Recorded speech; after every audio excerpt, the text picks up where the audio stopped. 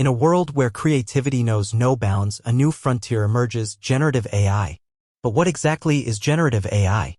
Unlike traditional AI systems, which are designed for specific tasks, generative AI is a branch of artificial intelligence focused on teaching machines to create original content autonomously. Generative AI is all about imagination.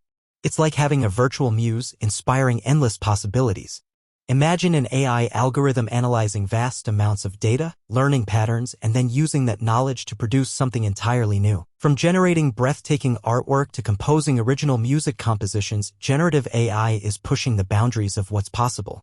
Generative AI is revolutionizing the way we think about creativity. It's not just mimicking human behavior, it's expanding it. Generative AI can assist designers in creating innovative products and even aid writers in crafting compelling narratives. Generative AI relies on advanced algorithms such as generative adversarial networks, GNs, and variational autoencoders, VEs, to generate content.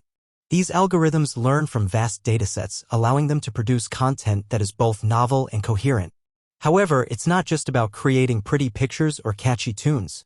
Generative AI has practical applications too. It can help scientists generate new drug molecules, assist designers in creating innovative products, and even aid writers in crafting compelling narratives.